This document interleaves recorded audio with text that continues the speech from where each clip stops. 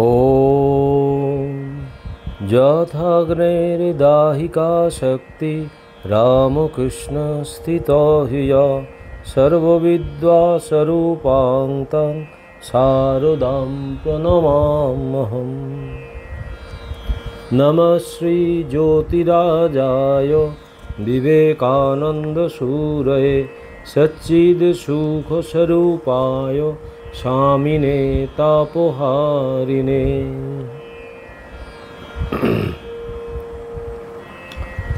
বেদান্ত কি ও কেন? আমাদের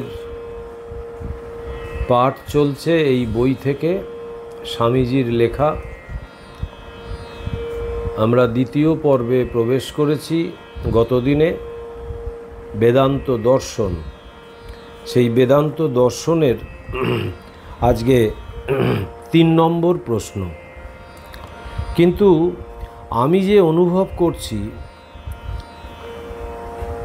আমার সসীম সত্তা, আমি কি করে ভাবব যে আমি আত্মা? স্বামীজি বলছেন, এই আপাত প্রতীয়মান অহং প্রকৃতপক্ষে ভ্রম মাত্র। এই ভ্রমাত্মক অহংয়ে আসক্তি থাকা অতি নীচ কার্য। যে ব্যক্তি এই সকল কথা শুনিলে ভয় পায়, সেই ব্যক্তিই তোমাকে বলিবে সম্পূর্ণ আত্মত্যাগই সকল নীতির ভিত্তি। কিন্তু পূর্ণ আত্মত্যাগ কি? এই আত্মত্যাগ হইলে কি অবশিষ্ট থাকে? আত্মত্যাগ অর্থে এই আপাত প্রতীয়মান অহংয়ের ত্যাগ, সর্বপ্রকার স্বার্থপরতা বর্জন। এই অহংকার ও মমতা পূর্ব কুসংস্কারের ফল ও স্বরূপ।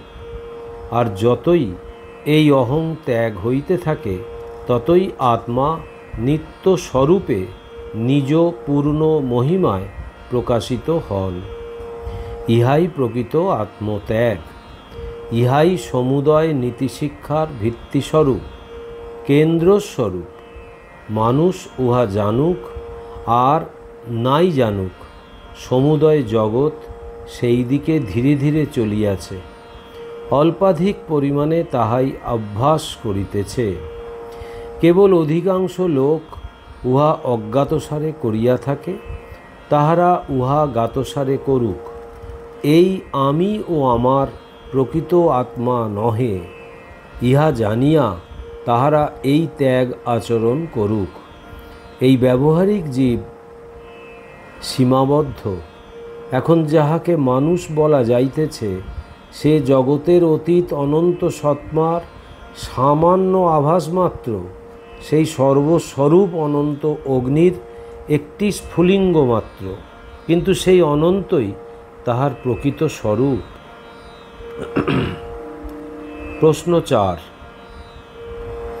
তবে কি আত্ম উপলব্ধির জন্য আমিত্বকে বাদ দিতে হবে? এই আমিত্ব চলে গেলে তো মুশকিল হবে কাজ করা। লোকের এই আমিত্ব কোনটি তাহা দেখিতে চাই। ছোট্ট শিশুর গোঁফ নাই, বড় হইলে তাহার গোঁফদারি হয়। যদি আমিত্ব শরীরগত হয়, তবে আমার তো বালকের আমিত্ব নষ্ট হইয়া গেল।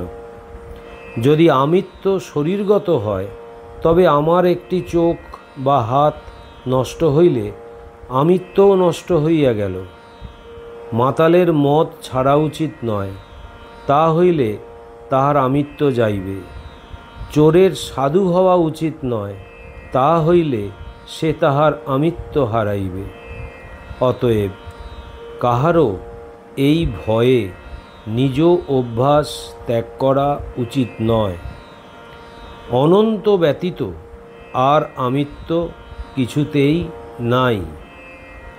এই অনন্তেরই কেবল পরিবর্তন হয় না, আর সবই ক্রমাগত পরিবর্তনশীল। আমিত্ব স্মৃতিতেও নাই। আমিত্ব যদি স্মৃতিতে থাকিত, তবে মস্তকে প্রবল আঘাত পাইয়া অতীত স্মৃতি লুপ্ত হইয়া গেলে আমার আমিত্ব নষ্ট হইত, আমি একেবারে লোপ পাইতাম। ছেলেবেলায় 2-3 বৎসর আমার মনে নাই, যদি স্মৃতির উপর আমার অস্তিত্ব নির্ভর করে, তাহা হইলে ওই 2-3 বৎসর আমার অস্তিত্ব ছিল না বলিতেই হইবে। তাহলে আমার জীবনের যে অংশ আমার মনে নাই, সেই সময় আমি জীবিত ছিলাম না বলিতে হইবে। ইহা অবশ্য আমিত্ব সম্বন্ধে খুব সংকীর্ণ ধারণা। আমরা এখনও আমি নহি। আমরা এই আমিত্ব প্রকৃত ব্যক্তিত্ব লাভের চেষ্টা করিতেছি। উহা অনন্ত, উহাই মানুষের প্রকৃত স্বরূপ। চিত্রকর যদি অহংবোধ ভুলিয়া চিত্রাঙ্কনে সম্পূর্ণরূপে নিমগ্ন হয়, তবে সে অপূর্ব সুন্দর চিত্রসমূহ আঁকিতে পারিবে। উত্তম পাচক যে সকল খাদ্যবস্তু লইয়া কাজ করে, তাহাতেই সে সম্পূর্ণ মন নিবিষ্ট করে, তখন সাময়িকভাবে তাহার অন্যান্য বোধ সকল তিরোহিত হয়। এই রূপেই তাহারা তাহাদের অভ্যস্ত কোনো কাজ নিখুঁতভাবে সম্পাদন করিতে সমর্থ হয়। গীতা আমাদের শিক্ষা দেয় যে সমস্ত কর্মই এই রূপে সম্পন্ন হওয়া উচিত। যিনি ঈশ্বরের সঙ্গে একাত্মতা অনুভব করিয়াছেন, তিনি যোগযুক্ত হইয়া সমস্ত কর্ম করেন এবং ব্যক্তিগত স্বার্থ অন্বেষণ করেন না।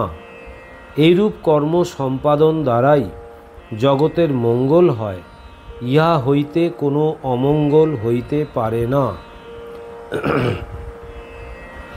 যে ব্যক্তি নিজেকে বশীভূত করিয়াছে, বাহিরের কোনো বস্তু তাহার উপর ক্রিয়া করিতে পারে না,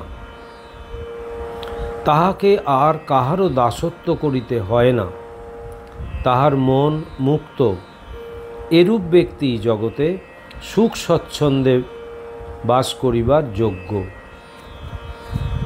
পৃথিবীর ইতিহাস বুদ্ধ ও খ্রিস্টের মতো মহাপুরুষদের জীবন ইতিহাস। নিষ্কাম ও অনাসক্ত ব্যক্তিরাই বিশ্বের সর্বাপেক্ষা কল্যাণ করেন। প্রশ্ন 5, দ্বৈতবাদ, বিশিষ্টাদ্বৈতবাদ, অদ্বৈতবাদ এগুলির মানে কি? শাশ্বত ঈশ্বর আছেন এবং শাশ্বত প্রকৃতিও আছে, আর আছে অসংখ্য শাশ্বত আত্মা। ইহাই হইল ধর্মের প্রথম সোপান। ইহাকে বলে দ্বৈতবাদ। এই স্তরে মানুষ নিজেকে এবং ঈশ্বরকে অনন্তকাল ধরিয়া পৃথকভাবে দেখে। এই স্তরে ঈশ্বর একটি স্বতন্ত্র সত্তা, মানুষ একটি স্বতন্ত্র সত্তা এবং প্রকৃতি একটি স্বতন্ত্র সত্তা। ইহাই হইল দ্বৈতবাদ। তারপরে আসে আরেকটি রূপ।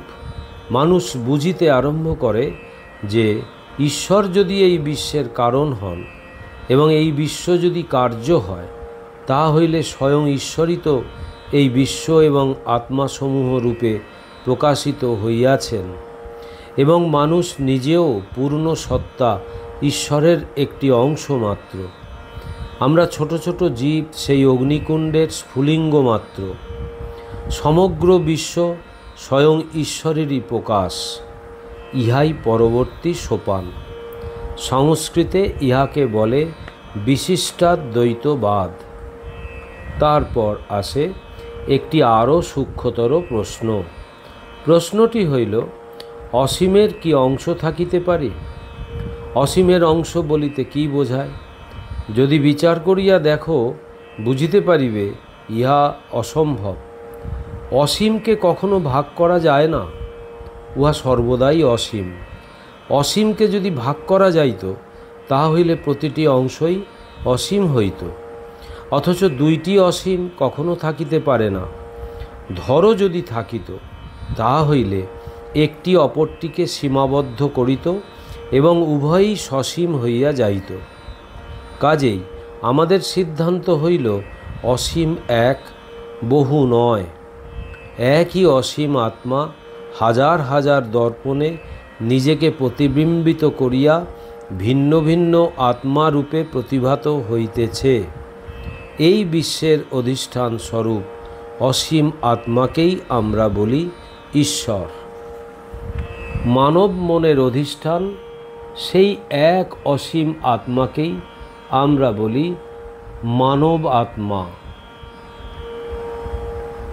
এটাই অদ্বৈতবাদ। প্রশ্ন 6, এই মতবাদগুলি কি পরস্পর বিরোধী? উপনিষদ প্রণালীবদ্ধভাবে লিখিত নয় বলিয়া দার্শনিকেরা যখন কোনো মতবাদ গঠন করিতে ইচ্ছা করিয়াছেন, তখনই তাহারা উপনিষদের মধ্য হইতে নিজেদের অভিপ্রায় অনুযায়ী শ্রুতিগুলি বাছিয়া লইয়াছেন। সেই কারণে সকল দর্শনকারী উপনিষদকে প্রমাণরূপে গ্রহণ করিয়াছেন, নতুবা তাহাদের দর্শনের কোনরূপ ভিত্তিই থাকিত না। তথাপি প্রকৃতপক্ষে উপনিষদের মধ্যে বিভিন্ন চিন্তা প্রণালীর ভিত্তি দেখিতে পাই। আমাদের সিদ্ধান্ত এই যে অদ্বৈতবাদ দ্বৈতবাদের বিরোধী নয়। আমরা বলি সত্য বা ধর্ম লাভের তিনটি প্রয়োজনীয় সোপানের মধ্যে দ্বৈতবাদ অন্যতম সোপান মাত্র। প্রথমটিই দ্বৈতবাদ, তারপর মানুষ আরও উচ্চতর অবস্থায় উপনীত হয়, উহা বিশিষ্টাদ্বৈতবাদ। অবশেষে সে দেখিতে পায় সে বিশ্বের সহিত অভিন্ন। সুতরাং এই তিনটি পরস্পর বিরোধী নয়, বরং পরস্পরের পরিপূরক। প্রশ্ন 7, ব্রহ্ম কি? একটি মাত্রই বস্তু আছে, তাহাই নানারূপে প্রতীয়মান হইতেছে। তাহাকেই আত্মাই বলো, আর বস্তুই বলো, বা অন্য কিছুই বলো, জগতে কেবল একমাত্র তাহারই অস্তিত্ব আছে। অদ্বৈতবাদের ভাষায় বলিতে গেলে এই আত্মাই ব্রহ্ম কেবল নামরূপ উপাধিবশত বহু পতিত হইতেছে। সমুদ্রের তরঙ্গগুলির দিকে দৃষ্টিপাত করো। একটি তরঙ্গও সমুদ্র হইতে পৃথক নহে, তবে তরঙ্গকে পৃথক দেখাইতেছে কেন? নাম ও রূপ।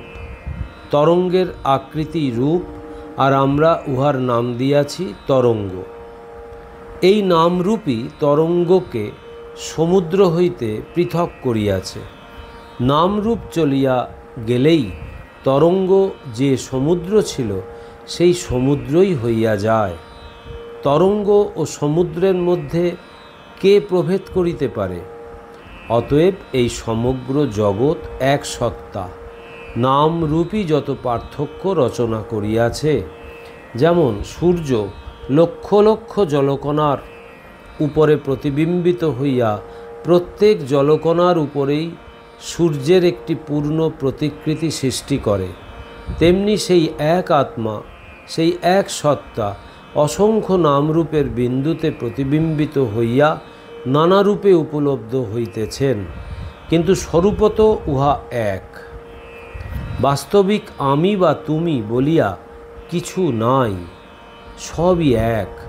হয় বলো সবই আমি, না হয় বলো সবই তুমি। প্রশ্ন 8, অসীম ব্রহ্ম সসীম কিভাবে হলেন? অনন্ত ব্রহ্ম যিনি, তিনি সসীম হইলেন কিরূপে? অদ্বৈত বেদান্তের এই বিষয়টি ধারণা করা অতি কঠিন। এই প্রশ্ন মানুষ পুনঃ পুনঃ জিজ্ঞাসা করিবে, কিন্তু এই প্রশ্ন চিরকাল থাকিবে। যিনি অনন্ত অসীম, তিনি সসীম হইলেন কিরূপে?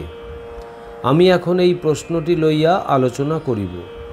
ভালো করিয়া বুঝাইবার জন্য